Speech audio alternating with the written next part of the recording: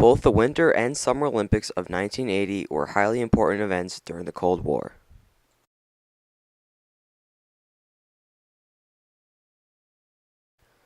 Before the 1980 Olympics, the United States and Soviet Union were in a conflict over democracy and communism. After the United States dropped the first atomic bombs to end World War II, the United States and Soviet Union were racing to have the most bombs, and World War III was only a push of a button away. In 1962, the Soviets sent missiles to Cuba, making them in range of U.S. soil. As a result, President Kennedy ordered a blockade of Cuba. The crisis was resolved in October 1962 after Kennedy and Khrushchev made a deal. The Soviets would remove the missiles from Cuba, and Kennedy would not invade Cuba. A few years later, in an attempt to stop the spread of communism in Southeast Asia, the United States sent in troops to support the South Vietnamese against the communist Viet Cong.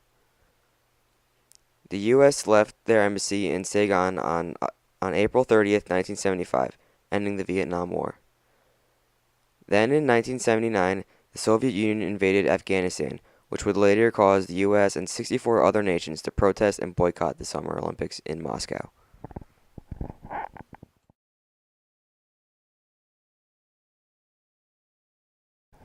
The Soviet hockey team was the most powerful hockey team in the world. The Soviets won gold medals in the 1956, 1964, 1968, 1972, and 1976 Winter Olympics, as well as winning 14 of 17 world championships from 1963 to 1979. The team was a powerhouse.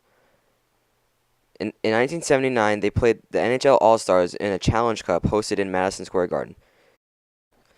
The Soviet Union outscored the All-Stars 13-8 in a three-game series. Also, 3 days before the Olympics, the Soviets defeated Team USA at Madison Square Garden to 10-3.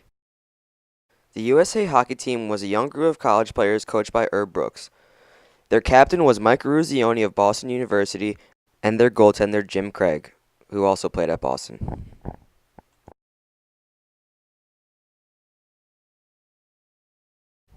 The 1980 Olympics were held in Lake Placid, New York, beginning on February 14th. The hockey tournament would be played at Lake Placid Arena. The Soviet Union and the United States went head-to-head on February 22nd in the semifinals. Team USA won the game 4-3 in an intense game.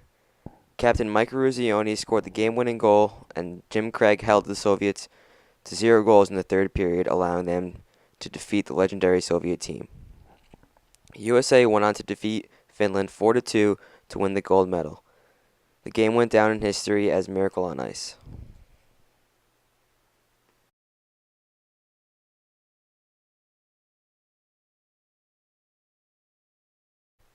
About 6 months later was the Summer Olympics, hosted in Moscow, Soviet Union. Due to recent Soviet occupation of Afghanistan in 1979, the United States boycotted the Olympics. When the plan was in the works, President Jimmy Carter knew that if other countries did not boycott as well, the United States would be embarrassed and the boycott would be ineffective. Propaganda in magazines and newspapers, as well as help from Muhammad Ali, caused 64 other nations to boycott the Moscow Olympics, allowing the boycott to be successful.